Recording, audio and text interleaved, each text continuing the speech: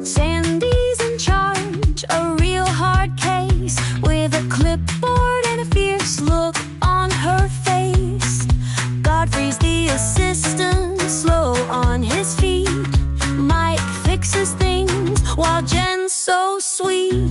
Welcome to McCreepys, where the fries are hot, but the vibe's a little off. The crew's always caught. From grills to fryers, they work with care, but watch out, it's not your usual fare.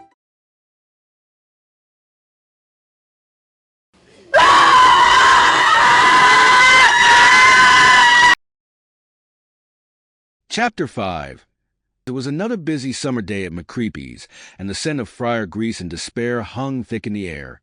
Sandy stood near the registers, clipboard in hand, barking orders like a seasoned drill sergeant. "Justin, mop that lobby before someone sues us." "Godfrey, I don't pay you to stand around looking like yesterday's leftovers." Justin sighed, gripping his mop tightly. "Yes, Sandy," he muttered, dragging the dripping mop across the greasy floor.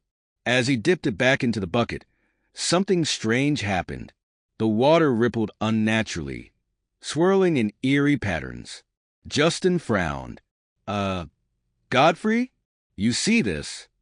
Godfrey, who had been wiping down the counter with the enthusiasm of a sloth, glanced over. "What now, Justin?" Before Justin could answer, a ghostly shark had emerged from the mop bucket, its spectral jaws snapping at the air. Justin screamed, dropping the mop as he scrambled backward. "Sandy, we got a problem," he yelled. But Sandy barely looked up. If you have time to scream, you have time to clean. Later that day, in the back of the restaurant, Godfrey was doing dishes, his sleeves rolled up and sweat dripping from his forehead.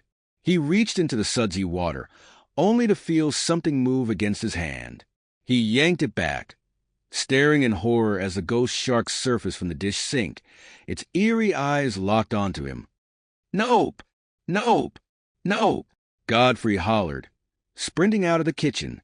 A few minutes later, the store meeting was hastily assembled in the break room.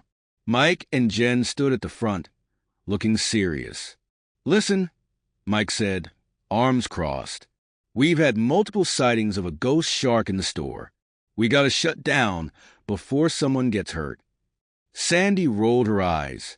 "You all just don't appreciate the summer dollars. Business is booming. We can't close just because of some fish story." Jen smiled.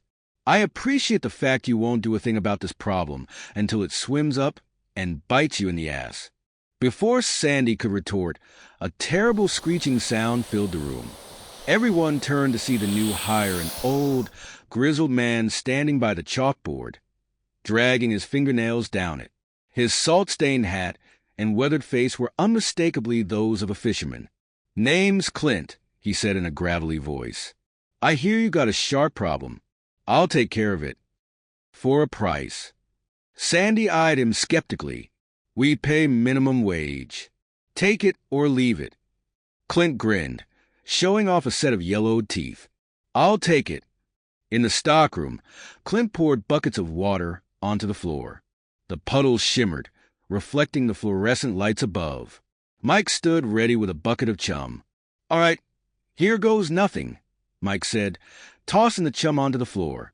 The water trembled, and suddenly, the ghost shark erupted from the puddle, its translucent form snapping wildly. Mike stumbled back. I think we're going to need a bigger stockroom." Clint took aim with his harpoon gun, but it jammed. "Damn thing always does this at the worst time," he growled. The shark lunged at him, spectral teeth flashing, and Clint was gone in a flash of water and screams. "Welp," Jen said, shaking her head. That went about as expected. The ghost shark turned its attention to Mike and Jen, circling them in the flooded stockroom. Thing, Mike muttered. His eyes landed on a spray bottle labeled Delimer. Grabbing it, he took aim at the shark. Smile, you son of a bitch, he sprayed.